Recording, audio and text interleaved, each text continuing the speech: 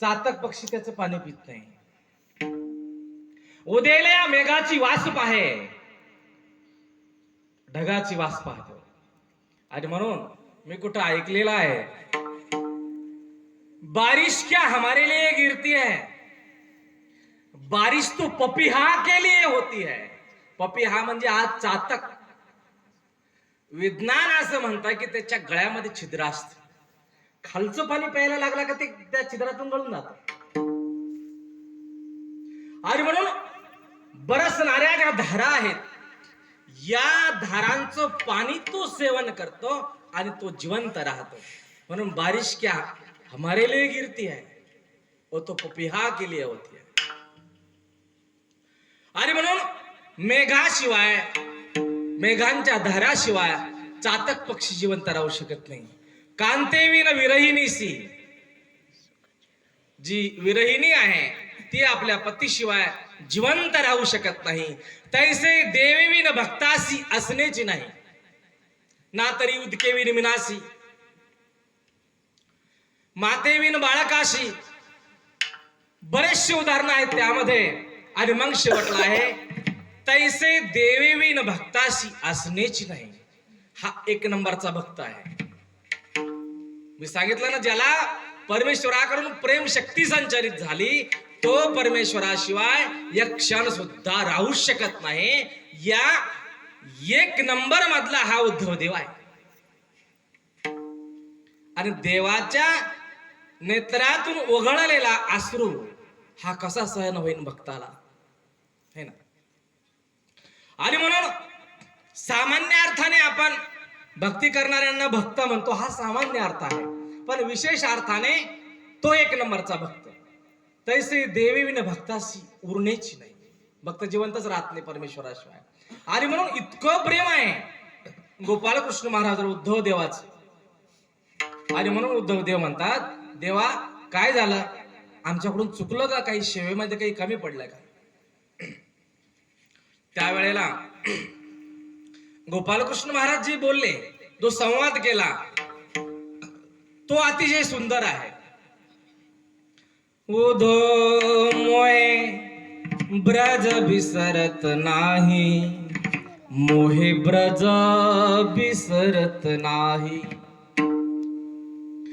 हंस सुता को सुंदर कलरव, आर कुंजन की छाए, मोहे ब्रज विसरत नाही. वे सुरभि वे बच्छ मोहिनी, वे सुरभि वे बच्छ मोहिनी, फिरत दुहावन जाए, मोहे ब्रज विसरत नाही. ग्वाल बाल सब करत कोलाहल, फिरत नाचत गहे गहे माही, मोहे ब्रज विसरत नाही. आठवणीचा विषय निघाला म्हणून आठवणीच्या विषयानुसार मला ही गोष्ट आठवली की गोपालकृष्ण महाराजाच्या नेत्रामध्ये पाणी का आलं. मथुरेला गेल्यानंतर उद्धव देवाने विचारल्यानंतर स्वतः परमात्मा सांगतात, गोपालकृष्ण महाराज सांगतात की उद्धवा, सगळा इथं मथुरेमध्ये सर्व आहे, अनेक जण सेवा करणारे आहेत, पण माझं वृंदावन या ठिकाणी नाही रे उद्धवा. त्या वृंदावनामधला जो पक्ष्यांचा किलबिलाट आहे, तो आवाज मला एक हंस सुता को सुंदर कलर हवा. आणि त्या वृक्षांची छाया, सावली त्या वृक्षांची, मला त्याची आठवण येते. मला नंद बाबा यशोदेची आठवण येते.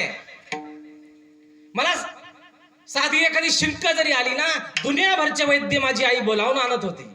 दुनियाभरचे वैद्य, लाला को का भयो, लाला को का भयो. आणि म्हणून मला वृंदावनाची आठवण येते. सर्वांचीच आठवण मला येते. देवाने त्यावेळेला सगळे सांगितले, गायी सांगितल्या, वासरं सांगितले, वृंदावनातील वृद्ध सांगितले, वृंदावनातले गोपी सांगितल्या, वृंदावनातले मित्र सांगितले, ग्वाल बाल सब करत कोलाल. माझ्या मित्रांचा तो आवाज, तो गोंगाट माझ्या कानामध्ये येतोय, ते मी विसरत नाही उद्धवा. काय सांगावं, येऊ देत नव्हते मला ते मथुरेला, ते येऊ देत नव्हते. माझ्या यशोदा मातेला मी हे सांगितलं, आई बस परवाच दिवशी पाठीमागे येतो, उद्याच येतो, उद्या परवाच येतो. तेव्हा मला येऊ दिलं, नाहीतर मला येऊ दिलं नसतं. आणि म्हणून ते माझी वेड्यासारखी वाट पाहतात. ते सामुदायिक रडतात, सामुदायिक रडतात. ते वेडे झाले ते. कारण हे कोणी एकाचं दुःख नाही ना, हे सगळ्यांचं दुःख आहे. इतके दिवस आपल्यामध्ये जो देव खेळला बसला तो सुंदरही तेवढाच आहे. सुंदर लेकरं आवडतात ना सर्वांना, सर्वांना आवडतात सुंदर लेकरं. एक संत म्हणतात, देवाच्या श्रीमुखाला मी चंद्राची उपमा देणार नाही, तया श्रीमुखासी द्यावया उपमा, योग्य नव्हे चंद्रमा, कृष्ण पक्षी उतरे महिमा म्हणून या. अनंत कोटी सूर्य लख प्रकाशावे एवढं तेज त्या परमात्म्याच्या चेहऱ्यावर आहे. आणि म्हणून चंद्राची उपमा मी माझ्या देवाला देणार नाही, त्या श्रीमुखाशी द्यावया उपमा. कधी कधी लोक देतात ना, आहे की नाही. कोणाला जर कोणाला उपमा द्यायची असले, आपण पाहिलं चित्रपट सृष्टीमध्ये सुद्धा, तू कशी आहे म्हणे चंद्रासारखी आहे, म्हणे तू कसा आहे म्हणे चंद्रासारखा आहे ना. तर ही जी उपमा आहे, तर हे संत म्हणतात आम्ही देवाला देणार नाही. म्हणे का, कृष्ण पक्षी उतरे महिमा म्हणून या. अमावस्याच्या दिवशी काही उरतं का चंद्राचं? असा देव आहे का? आज लख प्रकाश आहे आणि उद्या मावळला का? नाही. तो तर नित्य निरंतर चिरंतन तसाच आहे. तो तेजपुंज आहे, प्रकाशमान आहे. तो काय काय वर्णन आलेले आहेत. करार विंदेन पदार विंदम, मुखार विंदे विनिवेशयंतम. मला त्या देवाची कोणती मूर्ती आवडते म्हणते. किती देवावर प्रेम करणारे माणसं आहेत. आपल्याला तर परमात्मा कोणी एक आहे अशी आठवणही राहत नाही. बरं तो साधा आहे का? त्याचं साधं नाव जरी घेतलं तरी हृदयामध्ये आनंद येतो. इतका देणारा देव आहे तो. देव म्हणजे दाता, देणारा, म्हणून देव दाता. दाता शब्द म्हणजेच देव आहे. तो देणारा आहे, भरभरून आनंद देणारा आहे तो. जीवात्मा म्हणजे काय आहे, आपण म्हणजे काय आहे, काय आहे आपण. जीव सर्व दोषांचे आळे, आपण अयोग्य आणि काय योग्य ते अयोग्य करीती. काय जीवात्मा म्हणजे, मनुष्य म्हणजे काय आहे? अरे कशातच काही नाही. एका परीने तो प्रपंच चांगला, कोणता? हा जड प्रपंच, तो बरा एका परीने. पण या जीवात्म्याकडे काहीच नाही हो. हा सदा भिकारी भुका. हा परमेश्वराच्या आनंदाची अपेक्षा करतो, हा देवतेच्या आनंदाची अपेक्षा करतो. आणि त्यांनी जर दिला आनंद तरच याला भेटतो. ठकठकीत रिकामा, काहीच नाही, काहीच नाही जीवाकडे आपलं स्वतःच काहीच नाही. आपल्याला जर दावा करायचा असेल या चार पदार्थामध्ये की मी खूप मोठा किंवा माझं काहीतरी आहे, जीवाकडे काहीच नाही. जे आहे ते सर्व उष्ण दिलेलं आहे, उष्ण. आणि तो तर आनंदमय आहे. आनंदाची आला नंदाची घरी, केशव मुरारी नाम ज्याचे. नंदाच्या घरी कोण आलं? आनंदच आला. कृष्ण आनंद, आनंद कृष्ण, परमात्मा आनंद. आनंदाचंच तर नाव परमात्मा आहे. आणि म्हणून देव भरभरून आहे आनंदाने. तो उसंडून वाहतोय आनंद. जीवात्मा कोरा आहे, रिकामा आहे. हा जीवात्मा कधी प्रपंचातून आनंदाची अपेक्षा करतो, सुखाची अपेक्षा करतो. आंबा खातो, आंबा प्रपंचच आहे. आंबा खातो आणि त्यामधून गोडी घेतो. स्वतःच काय आहे? आपला एखादं बोट खाऊन मग आनंद घ्यायचा ना, आहे का आपल्याकडे काय? हा तरी प्रपंचच आहे. देह जरी खाल्ला तर आंबा खाल्ल्यासारखंच आहे. जीवात्म्याकडे आपला काय आहे? मग आपलं जर काहीच नाही तर अभिमान एवढा कशासाठी? फुकटचा अभिमान आहे की नाही? आपण कधी इथपर्यंत पोहोचतच नाही. अरे म्हणून करार विंदेन पदार विंदम, ते संत काय म्हणतात? हाताने पदार विंदम, अंगठा धरला, ते लहान रूप गोपालकृष्णाचं, आणि तो अंगठा तोंडामध्ये घातलेला आहे गोपालकृष्ण.